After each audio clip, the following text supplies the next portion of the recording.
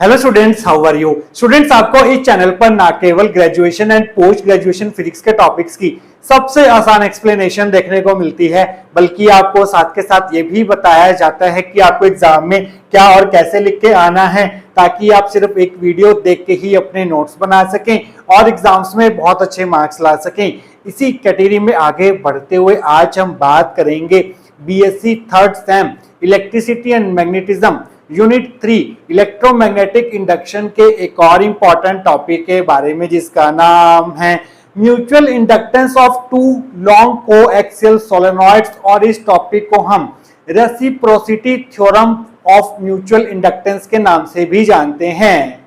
देखिए स्टूडेंट्स, इससे पिछले लेक्चर में हमने पढ़ा था कि आखिरकार म्यूचुअल इंडक्शन क्या होती है। एक्चुअली म्यूचुअल इंडक्शन जो है वो दो कॉइल्स की प्रॉपर्टी होती है। एक कॉइल को हम बोलते हैं प्राइमरी कॉइल और एक कॉइल को हम बोलते हैं सेकेंडरी कॉइल।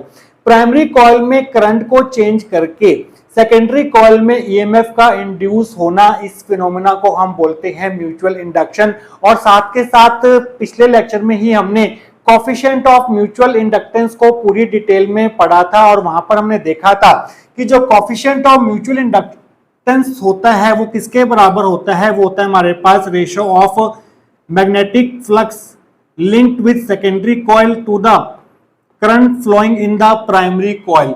यहां पर जो फ्लक्स लेंगे आप वो सेकेंडरी कॉइल का लेंगे और नीचे आप करंट कौन सा लेंगे, प्राइमरी कॉइल का लेंगे। इस करंट को चेंज करके आप सेकेंडरी कॉइल के फ्लक्स को चेंज कर पाएंगे, जिसकी वजह से सेकेंडरी कॉइल में ईएमएफ जो है वो इंड्यूस होगी। तो ये सब कुछ हम पूरी डिटेल में लास्ट लेक्चर में पढ़ चुके हैं।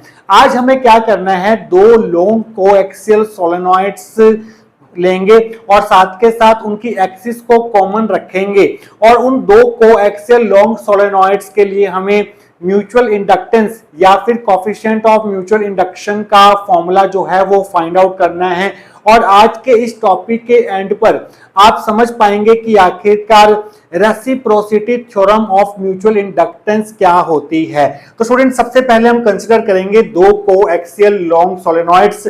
ये आप कैसे इमेजिन कर सकते हैं, मान लीजिए आप एक हेलिकल मेटल स्प्रिंग लेते हैं और उसके अंदर एक और मेटल स्प्रिंग रख देते हैं, तो जो आपके पास स्ट्रक्चर फॉर्म होगा वो होगा आपके पास कोएक्सियल लॉन्ग सोलेनॉइड्स का स्ट्रक्चर। तो इस सिस्टम के लिए हमें mutual inductance means coefficient of mutual induction का फॉर्मूला जो है वो फाइंड आउट करना है। तो ये है हमारे पास एक पहला सोलेनॉइड। ये आपको जो बड़ा सोलेनॉइड दिखाई दे रहा है ये हमारे पास सोलेनॉइड है S1 और इसका जो एरिया ऑफ क्रॉस सेक्शन है वो यहाँ पर A1 है। इसके अंदर हमने इसकी एक्सिस के अलोंग एक छोटे एरिया ऑफ क्रॉस सेक्शन का सोलेनॉइड जो है वो इंसर्ट किया है और इस सोलेनॉइड को हम बोलेंगे सोलेनॉइड S2 और इसका एरिया ऑफ क्रॉस सेक्शन जो है यहां से लेके यहां तक वो होगा A2। तो आप क्लियरली देख सकते हैं कि यहाँ पर A1 जो है वो A2 से बड़ा है। हम क्या करेंगे, एक समय पर एक कॉइल में करंट को फ्लो करवाएंगे और उसकी वजह से जो वहां पर सेकंड कॉइल का जो कोफिशिएंट ऑफ म्यूचुअल इंडक्शन होगा उसका एक्सप्रेशन जो है वो फाइंड आउट करेंगे। तो पहले हम मान लेते हैं कि हम कॉइल S1 में करंट फ्लो करवा रहे हैं। S1 कॉइल कौन सी कॉइल है, जो हमारे पास बड़े वाली कॉइल है, बड़े वाली सोलेनॉइड है। तो यहां से हम करंट जो है वो फ्लो करवाते हैं। मान लीजिए करंट की डायरेक्शन जो है वो इस तरह से है, क्योंकि हम पिछले लेक्चर में भी इसी डायरेक्शन में करंट को लिया था। तो यहां पर होगा क्या, इस सोलेनॉइड S1 में जब करंट फ्लो होगा तो इस सोलेनॉइड में एक मैग्नेटिक फील्ड जनरेट होगा और मैग्नेटिक फील्ड की जो डायरेक्शन होगी यहां पर वो कुछ इस प्रकार से होगी। इस सोलेनॉइड S1 के अंदर एक यूनिफॉर्म मैग्नेटिक फील्ड फॉर्म हो जाएगा। ये मैग्नेटिक फील्ड आपको एग्जाम में नहीं बनाना, ये सिर्फ आपको समझाने के लिए है।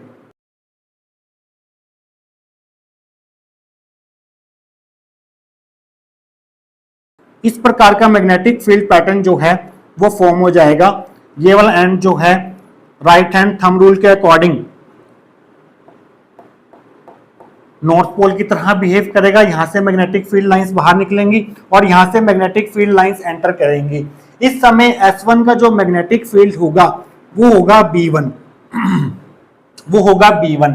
तो यहां पर क्या होगा, जब हम I को चेंज करेंगे तो B1 चेंज होगा। B1 चेंज होगा तो यहाँ पर इस कॉइल S1 का मैग्नेटिक फ्लक्स φ1 चेंज होगा। φ1 चेंज होगा तो होगा क्या स्टूडेंट्स, ये जो मैग्नेटिक फील्ड लाइंस हैं वो सेकंड कॉइल में से भी पास कर रही हैं, छोटी कॉइल में से भी पास कर रही हैं, तो ये भी चेंज होंगी, जिसकी वजह से इस सेकंड कॉइल S2 के साथ लिंक्ड मैग्नेटिक फ्लक्स भी चेंज होगा, जिसकी वजह से इस कॉइल में जो है वो EMF इंड्यूस होगी। सेकेंडरी कॉइल यहाँ पर S2 जो है वो इस समय सेकेंडरी कॉइल का काम करेगी और S1 कॉइल जो है वो प्राइमरी कॉइल का काम करेगी।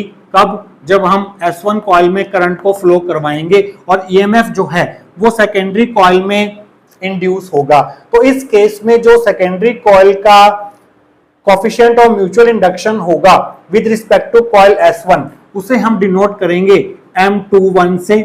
Coefficient of mutual induction of coil 2 with respect to coil 1 वो किसके बराबर होगा? यहां पर देखिए इस फॉर्मूला में ऊपर जो मैग्नेटिक फ्लक्स आता है वो सेकेंडरी कॉइल का आता है। सेकेंडरी कॉइल यहाँ पर कौन सी है? S2 है। तो यहाँ पर सेकेंडरी कॉइल में जो मैग्नेटिक फ्लक्स जनरेट होगा due to current flowing in coil S1 उसे हम φ21 से डिनोट करेंगे एंड डिवाइड में करंट कौन सा आएगा जो हम प्राइमरी कॉइल में फ्लो करवा रहे हैं। प्राइमरी कॉइल कौन सी है? S1, और इसमें करंट कौन सा फ्लो करवा रहे हैं? हम I1 करंट फ्लो करवा रहे हैं। तो यहाँ पर करंट जो है वो आप नीचे I1 लेंगे। तो पहले हम इस M21 का एक्सप्रेशन जो है वो फाइंड आउट करेंगे। तो पहले हमें φ21 फाइंड करना होगा। φ21 को I1 से डिवाइड कर देंगे तो M21 आ जाएगा हमारे पास। तो पहले हम ये काम करेंगे। तो स्टूडेंट्स डायग्राम में आपको ये मैग्नेटिक फील्ड लाइंस नहीं बनानी है, सिर्फ आपको दो कोएक्सियल लॉन्ग सोलेनॉइड्स बनानी है। इस कॉइल में करंट जो है I1 आपको फ्लो करवा के दिखाना है S1 कॉइल में। तो यहाँ पर इसकी जो लेंथ है दोनों कोएक्सियल सोलेनॉइड्स की, वो यहाँ पर दोनों की लेंथ सेम है L, और दोनों का एरिया फॉर सेक्शन जो है वो डिफरेंट है। S1 कॉइल का एरिया फॉर सेक्शन A1 जो है S2 कॉइल के एरिया फॉर सेक्शन से बड़ा है। इस चीज का आप ध्यान रखेंगे। तो स्टूडेंट्स आइए देखते हैं कि अगर एक क्वेश्चन आपको एग्जाम में पूछा जाता है तो इसकी थ्योरी को आप कहां से स्टार्ट करके आएंगे, आइए अब वो देख लेते हैं। Consider two coaxial long solenoid S1 and S2 of same length L। तो सबसे पहले हम दो कोएक्सियल लॉन्ग सोलेनॉइड्स कंसीडर करेंगे S1 एंड S2 जिनका लेंथ जो है वो सेम होगा, that is small l। Let A1 and A2 be the area for section of solenoid S1 S2 respectively, A1 greater than A2।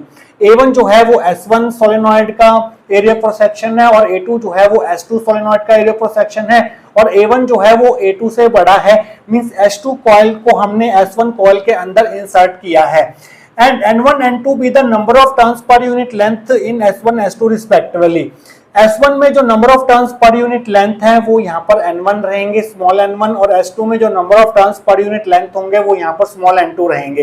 And N1 N2 भी the total number of turns in solenoid S1 and S2 respectively. और जो total number of turns है S1 coil में वो capital N1 है, और S2 coil में जो टोटल नंबर ऑफ टर्न्स है वो N2 है। तो स्मॉल n1 क्या हो जाएगा? Number of turns per unit length in S1 क्या हो जाएगा? वो हो जाएगा हमारे पास total number of turns in solenoid S1 divide by length of the solenoid जो कि L है। तो N1 हो जाएगा N1 बाय L। तो कैपिटल N1 की वैल्यू आ जाएगी स्मॉल n1 इंटू L। ये हमारी फर्स्ट इक्वेशन होगी क्योंकि इसका हम आगे यूज करेंगे। इसी प्रकार से जो number of turns per unit length होंगे सोलेनॉइड S2 में वो क्या हो जाएंगे? Total number of turns in solenoid S2 divide by total length of the solenoid S2 जो कि L है। तो यहां से कैपिटल N2 की वैल्यू आ जाएगी स्मॉल n2 इंटू L। ये हमारी सेकंड इक्वेशन होगी, तो इनका हम आगे यूज करेंगे। तो यहाँ पर हम दो केस डिस्कस करेंगे। पहला केस है to find mutual inductance when current I1 is flowing in solenoid S1। अब हम क्या करेंगे? दोनों में से एक कॉइल में करंट को फ्लो करवाएंगे और वो कॉइल होगी हमारे पास, वो सोलेनॉइड होगी हमारे पास सोलेनॉइड S1। इसमें से हम करंट I1 जो है वो फ्लो करवाएंगे। तो इस केस में इन दोनों कॉइल्स का जो म्यूचुअल इंडक्टेंस होगा, कोफिशिएंट ऑफ म्यूचुअल इंडक्शन होगा, वो हम कैसे फाइंड करेंगे? हमें दूसरी कॉइल का म्यूचुअल इंडक्टेंस फाइंड करना होगा विद रिस्पेक्ट टू उस सोलेनॉइड के जिसमें करंट फ्लो हो रहा है। The magnetic field inside solenoid S1। इस I1 करंट के कारण सोलेनॉइड S1 में जो मैग्नेटिक फील्ड फॉर्म होगा वो होगा हमारे पास म्यू नॉट N1 I1। ये हमारे पास B1 से डिनोट किया जाएगा इसको। किसी भी सोलेनॉइड के अंदर जो मैग्नेटिक फील्ड होता है उसे हम म्यू नॉट Ni से रिप्रेजेंट करते हैं, और ये जो मैग्नेटिक फील्ड होता है वो एक यूनिफॉर्म मैग्नेटिक फील्ड होता है क्योंकि सोलेनॉइड के अंदर जो मैग्नेटिक फील्ड लाइंस होती हैं वो इक्वली स्पेस्ड होती हैं। ये हमारे पास थर्ड इक्वेशन होगी। देखिए स्टूडेंट्स, इस मैग्नेटिक फील्ड के कारण क्या होगा, ये मैग्नेटिक फील्ड लाइन जो हैं कॉइल S2 में से भी पास होंगी, जिसकी वजह से इस सोलेनॉइड S2 के साथ एक मैग्नेटिक फ्लक्स लिंक्ड होगा। इसमें हमारे पास बहुत सारे टर्न्स हैं, N2 नंबर ऑफ टर्न्स हैं। पहले हम क्या करेंगे, एक टर्न के साथ, ये सोलेनॉइड S2 का एक टर्न है, इस एक टर्न के साथ कितना मैग्नेटिक फ्लक्स लिंक्ड होगा, पहले हम वो फाइंड करेंगे। फिर हम इस एक कॉइल के साथ लिंक्ड मैग्नेटिक फ्लक्स को total number of turns in solenoid S2 से मल्टीप्लाई कर देंगे तो हमें टोटल मैग्नेटिक फ्लक्स मिल जाएगा जो कि सोलेनॉइड S2 के साथ लिंक्ड होगा। तो ये आप लाइन लिखेंगे यहाँ पर, the magnetic flux linked with each turn of solenoid S2 due to current I1 in solenoid S1। Solenoid में मैग्नेटिक फ्लक्स क्यों आ रहा है, क्योंकि जो करंट है S1 में उसने एक मैग्नेटिक फील्ड जनरेट किया है, इतना मैग्नेटिक फील्ड जनरेट किया है जिसकी वजह से सोलेनॉइड S2 के साथ एक मैग्नेटिक फ्लक्स लिंक्ड होगा। तो हर एक टर्न ऑफ सोलेनॉइड S2 के साथ कितना मैग्नेटिक फ्लक्स लिंक्ड होगा due to current I1 in solenoid S1, उसे हम डिनोट करेंगे d phi magnetic flux linked with each turn of solenoid S2 due to current I1 in solenoid S1, इसे हम denote करेंगे d phi 21 से। That will be equal to dot product of this magnetic field and area of cross section of solenoid S2। तो यहां पर इन दोनों का जब हम डॉट प्रोडक्ट खोलेंगे तो ये आएगा B1 A1 cos थीटा। अब थीटा क्या होगा, देखिए स्टूडेंट्स, मैग्नेटिक फील्ड B1 की डायरेक्शन इस तरफ है, B1 इस तरफ है।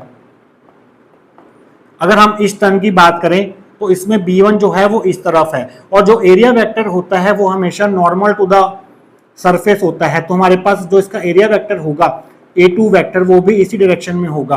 तो B1 vector and A2 vector जो है वो सेम डायरेक्शन में है, पैरेलल है एक दूसरे के, तो इनके बीच का जो एंगल होगा वो 0 डिग्री होगा। तो cos 0 1 हो जाएगा, तो यहाँ पर आ जाएगा B1 A1, that will be equal to d phi 21। ये हमारी फोर्थ इक्वेशन होगी।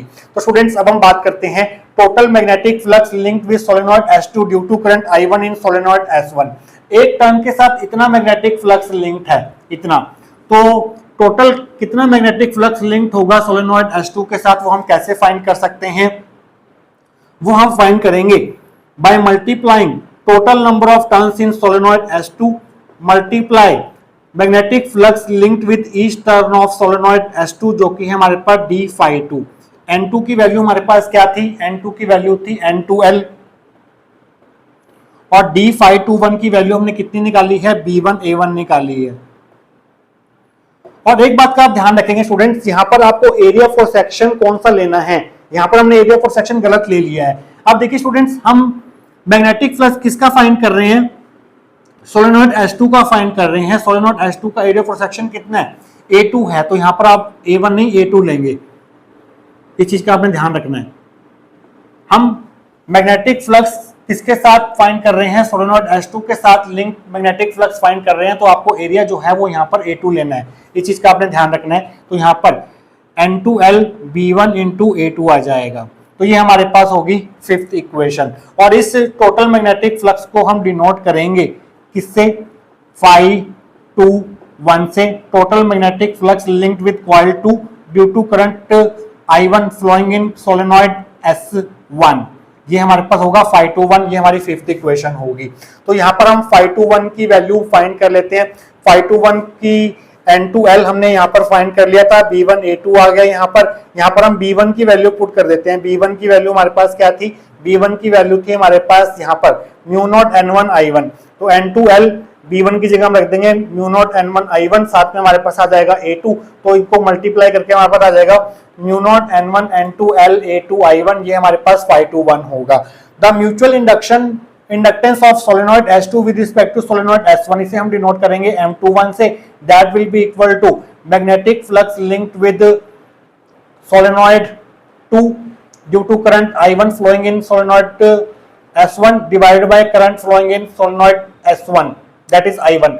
φ21 की वैल्यू हमने पुट कर दी, ये वाली नीचे I1 की वैल्यू पुट कर दी, तो यहाँ पर I1 से I1 जो है वो कैंसिल हो जाएगा। सो M21 क्या आ जाएगा हमारे पास, mu naught N1 N2 LA2 आ जाएगा। तो ये हमारे पास है mutual inductance of solenoid 2 with respect to solenoid 1। यहाँ पर हमने क्या किया था, सोलेनॉइड S1 में करंट को फ्लो करवाया था और हमने म्यूचुअल इंडक्टेंस किसका फाइंड किया, इस सोलेनॉइड S2 का फाइंड किया S1 के रिस्पेक्ट में। केस नंबर 2 में हम क्या करेंगे, सोलेनॉइड S2 में करंट को फ्लो करवाएंगे और म्यूचुअल इंडक्टेंस किसकी फाइंड करेंगे, S1 कॉइल का फाइंड करेंगे with respect to coil S2, और वो क्या होगा हमारे पास, वो हो जाएगा M12 that is mutual inductance of coil 1 with respect to coil 2 that will be equal to, ये किसके बराबर होगा, नीचे करंट कौन सा आएगा इस फॉर्मूला के अकॉर्डिंग, उसका करंट आएगा जिसमें हम करंट फ्लो करवाएंगे। हम सेकंड कॉइल में अब करंट फ्लो करवाएंगे दैट विल बी I2, और फ्लक्स किसका आएगा, जिसमें हम करंट फ्लो नहीं करवा रहे हैं। करंट हम फ्लो किसमें नहीं करवा रहे हैं, सेकंड केस में S1 कॉइल में फ्लो नहीं करवा रहे हैं, तो यहां पर मैग्नेटिक फ्लक्स आएगा कॉइल 1 का due to current flowing in coil 2। तो ये हम अब हमें फाइंड करना है, तो हम चेक करेंगे कि इसका एक्सप्रेशन क्या निकल के आएगा, क्या इसका एक्सप्रेशन इसके बराबर निकल के आएगा, क्या इसका एक्सप्रेशन इससे डिफरेंट निकल के आएगा, ये हम चेक करेंगे नेक्स्ट सेक्शन में, और साथ के साथ रेसिप्रोसिटी थ्योरम को भी डिफाइन करेंगे नेक्स्ट सेक्शन के अंदर। तो स्टूडेंट्स अब हम डिस्कस करेंगे केस 2 जिसमें हम करंट को कॉइल S2 में फ्लो करवाएंगे। तो स्टूडेंट्स यहाँ पर आपको डायग्राम जो है वो कुछ इस प्रकार से होगा। पहले हम करंट जो है वो S1 कॉइल में फ्लो करवा रहे थे, S1 कॉइल के जो एंड्स थे वो नीचे की तरफ थे, नीचे की तरफ इसके एंड्स थे। तो यहां पर अब हम क्या करेंगे, कॉइल S2 में करंट को फ्लो करवाएंगे। कॉइल S2 का एंड जो है वो ऊपर की तरफ है, ये वाला एंड, और कॉइल S2 का एक एंड जो है वो ये है। अब हम क्या करते हैं, इस कॉइल S2 में जो है वो करंट फ्लो करवाते हैं इस डायरेक्शन में।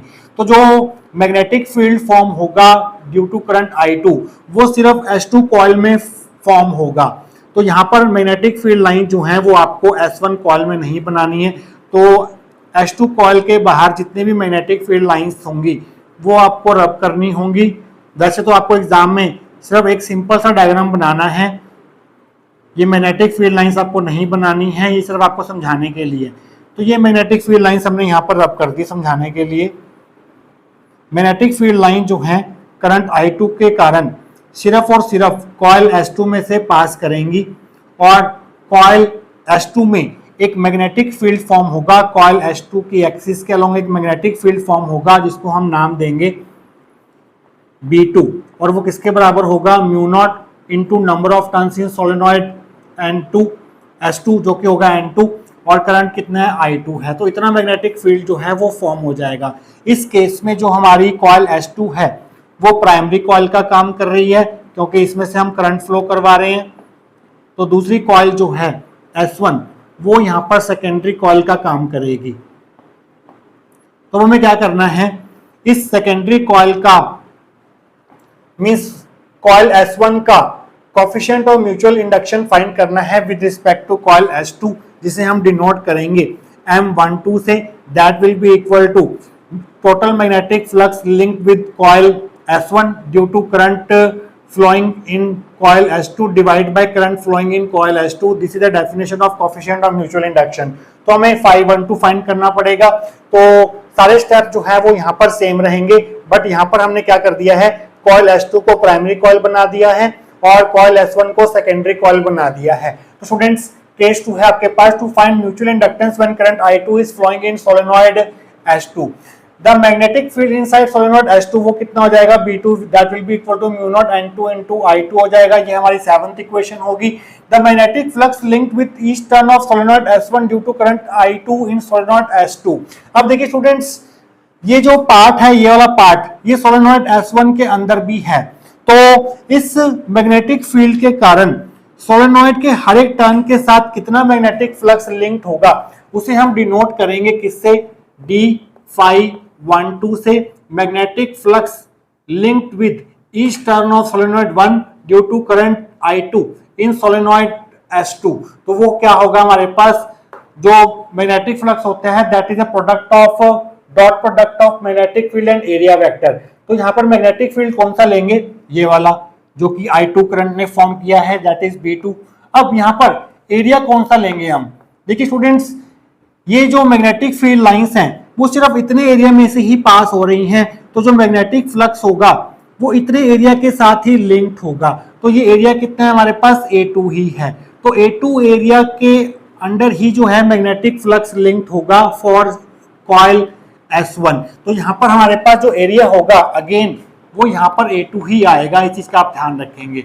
अब देखिए स्टूडेंट्स, जो B2 है इस कॉइल की अगर हम बात करें, यहाँ पर इसकी बात कर लेते हैं, इस एक टर्न की बात कर लेते हैं, तो यहाँ पर जो B2 है वो इस डायरेक्शन में है और जो इसका एरिया वेक्टर होगा वो भी नॉर्मल टू द सरफेस होगा, तो दोनों सेम डायरेक्शन में है। तो यहाँ पर डॉट प्रोडक्ट खोलेंगे तो आएगा B2 A2 cos 0, तो ये हो जाएगा हमारे पास d phi 1 2 that will be equal to B2 A2। इसे हम दे देते हैं नाम 8th इक्वेशन का।